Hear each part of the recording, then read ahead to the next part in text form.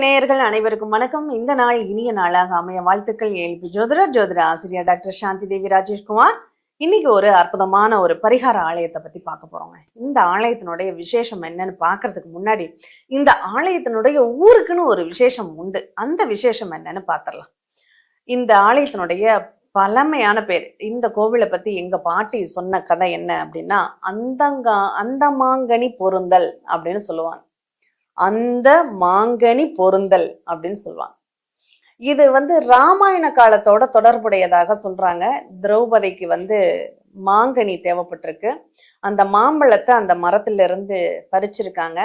அந்த பறிச்சதுக்கு அப்புறம் அதனுடைய நிகழ்வாக என்ன சொல்றாங்க, இந்த உண்மையை சொன்னா இந்த மாம்பழம் போய் அதுல ஒட்டிடும், அதனால உண்மையை மட்டும் நீங்க சொல்லணும்னு சொல்றாங்க. அப்போ ஒவ்வொருத்தங்களா அவங்களுடைய மனசுல உள்ள நிகழ்வுகளை சொல்றாங்க. அது உண்மைன்னா இந்த மாங்கனி போய் அதுல பொருந்திக்குமா. அந்த மாதிரி ஒரு அதிசயம், அந்த சிறப்புங்கிறது அந்த ஊருக்கு உண்டு. இததான் அந்த மாங்கனி பொருந்தல் அப்படின்னு சொல்றது. இப்ப இந்த அந்த மாங்கனி பொருந்தல்ங்கிறது மருவி பொருந்தல் அப்படிங்கிற ஒரு ஆறு ஒண்ணு அங்க ஓடுது. பொருந்தல் ஆறு டேம் அப்படின்னா அது அங்க ரொம்ப விசேஷம்.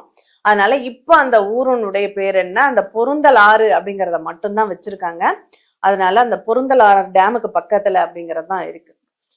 இந்த ஆலயத்தினுடைய பெயர் என்ன, இது என்ன தெய்வங்கள் இங்க இருக்கு அப்படின்னா, நம்ம கிராம தேவதைகள் மாதிரி பிரசித்தி பெற்ற ஒரு நல்ல ஒரு அனுகிரகத்தை தரக்கூடிய கருப்பர் கோவில். ஆத்தி மரத்து ஐயா அம்மாபட்டி கருப்பர் அங்க உள்ள தெய்வத்தினுடைய பெயர்.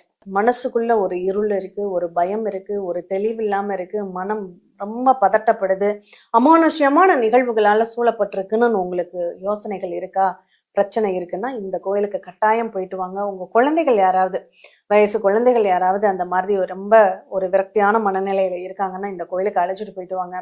கண்டிப்பா அவங்களுக்கு நல்ல தீர்வு அப்படிங்கிறது இந்த ஆலயத்துல உண்டு. ஏன்னா அதை நாங்க பார்த்து கண்கூட பார்த்து பயனடைஞ்சுக்கிட்டு வர்றோம். அப்படிங்கிறதுனாலதான் இந்த பதிவு உங்களுக்கு. கண்டிப்பா அந்த ஆத்திமரத்த ஐயாவின் அருளும் அம்மாபட்டி கருப்பருடைய அனுகிரகம் உங்களுக்கு நிறைவாக கிடைக்கணும்னு பிரார்த்தனை பண்ணிப்போம். மீண்டும் இனியதொரு நிகழ்வில் சந்திப்போம். நன்றி, வணக்கம்.